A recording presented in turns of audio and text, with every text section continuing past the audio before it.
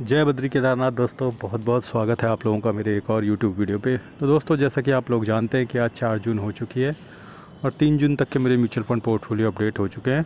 अपने दोनों ही पोर्टफोलियो में वीडियो में आपको आगे दिखाऊंगा। तो चलिए सबसे पहले शुरू करते हैं अपने ग्रो ऐप के पोर्टफोलियो से। लेकिन इससे पहले एक जानकारी, एक डिस्क्लेमर कि मेरे द्वारा दी गई जानकारी केवल एजुकेशन पर्पज़ के लिए, इसे इन्वेस्टमेंट वाइज ना समझें। तो ग्रो ऐप के म्यूचुअल फंड पोर्टफोलियो दोस्तों, कल मुझे 6,000 रुपये का नोशनल लॉस हुआ है और जैसा कि आप देख सकते हैं मुनाफा अब घट के 38,000 रुपये रह गया। आपकी जानकारी के लिए बता दूं कि ये पोर्टफोलियो मैंने 2024 से बनाया है और इस पोर्टफोलियो में हम लगातार म्यूचुअल फंड टैक्स हार्वेस्टिंग करते रहते हैं। जिन लोगों को म्यूचुअल फंड टैक्स हार्वेस्टिंग के बारे में नहीं पता, वो मेरे चैनल पर जाके एक वीडियो देख सकते हैं जो मैंने म्यूचुअल फंड टैक्स हार्वेस्टिंग पे बना रखी है। तो इस पोर्टफोलियो में दोस्तों 33,06,000 इन्वेस्टेड वैल्यू है, 33,44,000 करंट वैल्यू है मेरे पोर्टफोलियो की। और कौन स्मॉल कैप लीड कर रहा है with edelweiss technology fund US technology second number पे है, bank of India small cap तीसरे नंबर पे और एचडीएफसी मिड कैप चौथे नंबर पे। बाकी और भी म्यूचुअल फंड है, एक बार आपकी नज़र पड़वा देता हूँ, फिर उसके बाद हम चलेंगे अपने इंड मनी ऐप के म्यूचुअल फंड पोर्टफोलियो पे और देखेंगे वहाँ की क्या स्थिति है। तो आइए चलते हैं मेरे इंड मनी ऐप के म्यूचुअल फंड पोर्टफोलियो पे, देखते हैं वहाँ क्या स्थिति है। तो इंड मनी ऐप के म्यूचुअल फंड पोर्टफोलियो में दोस्तों कल लगभग 2700 रुपये का नोशनल लॉस हुआ है। मुनाफा अब घट के 30,682 रुपये रह गया है और 11,82,000 इन्वेस्टेड वैल्यू है, 12,12,000 करंट वैल्यू है पोर्टफोलियो की। Bank of India small cap, Invesco India small cap, आपका एडलवेज मिड कैप और निपॉन मिड कैप, ये 3 फंड हैं यहाँ पे जो लीड कर रहे हैं। बस के बाद आपको दिखेंगे और भी म्यूचुअल फंड है, उन पर भी एक बार आपकी नज़र पड़वा देता हूँ, या फिर कह सकते हैं कि नज़र इनायत पड़वा देता हूँ। सबसे नीचे आपको नज़र आएंगे सबके प्यारे टाटा स्मॉल कैप और मोतीलाल ओसवाल मिड कैप, और हाईली अंडर परफॉर्म कर चुके हैं जियो, ब्लैक रॉक, फ्लेक्सी कैप। अब तो मोटा भाई को कोई बता दो कि अलादीन की शक्तियों को जगाओ। तो आज कौन कौन सी एसआईपी कटी है एक बार देख लेते हैं। तो आज डीएसपी मल्टी एसेट में मेरी एसआईपी कटी है, अब मेरी आईसीआईसी लार्ज कैप में एसआईपी कटी है। तो ये 2 एसआईपी मेरी आज कटी हैं। आइए अब चलते हैं अपने ईटीएफ के पोर्टफोलियो पर, देखते हैं वहाँ क्या स्थिति रही आज।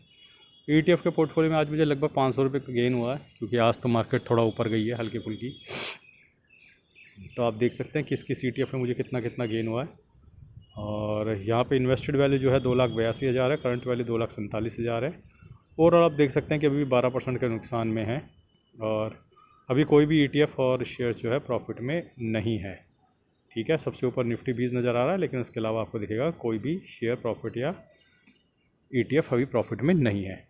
आज थोड़ा सा मैंने रिलायंस के 4 क्वांटिटी की शेयर उठा लिए, पता नहीं क्यों, थोड़ा सा पैसा पड़ा हुआ था मेरे डीमैट अकाउंट में, तो ठीक ठाक लेवल पे दिख रहा था मुझे 1298 के लेवल पे। मैंने कहा चलो उठा लेते हैं, 4 क्वांटिटी उठा ली मैंने।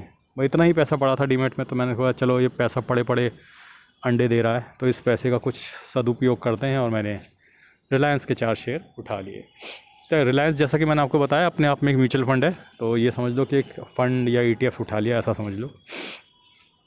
आइए चलते हैं अब इंडिसेस पे, देखते हैं कि इंडिसेस की क्या स्थिति रहेगी और कितना बढ़ेगा और घटेगा हमारा पोर्टफोलियो आज। तो दोस्तों देख लेते हैं, निफ्टी 50 आज 0.05 नाम मात्र के लिए बढ़ा है।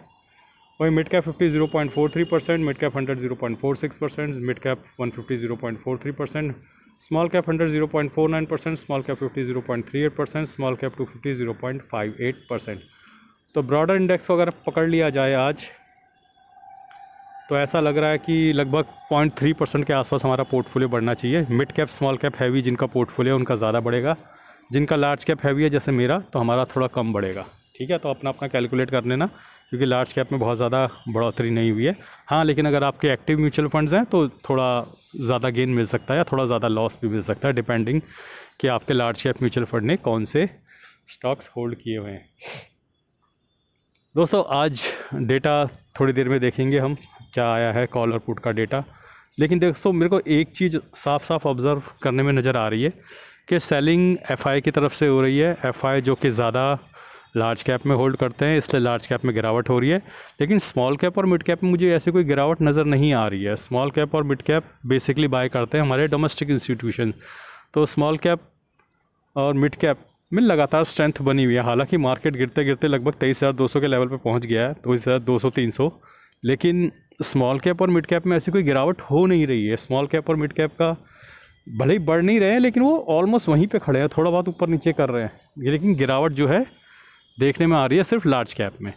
तो इसकी वजह एफआई, और सुनने में आ रहा है कि सरकार कुछ बॉन्ड्स के लिए थोड़ा उनको लॉन्ग टर्म कैपिटल गेन में कुछ छूट देने वाली है एफआईएस को, ताकि वो बॉन्ड मार्केट के, तो वो बॉन्ड मार्केट में हो रहा है, कंफ्यूज मत करिए कि अपना शेयर बाज़ार के लिए हो रहा है। शेयर बाज़ार के लिए सरकार नहीं कुछ सोच रही है, सरकार सोच रही है बॉन्ड मार्केट के लिए। तो बॉन्ड मार्केट में अगर ऐसा होता है तो भी थोड़ा रुपये को स्ट्रेंथ और स्ट्रॉन्गनेस मिलने में आसानी होगी, और जब रुपया स्ट्रेंथ पकड़ेगा दोस्तों तो मुझे ऐसा लगता है कहीं ना कहीं उसका फ़ायदा मिलेगा।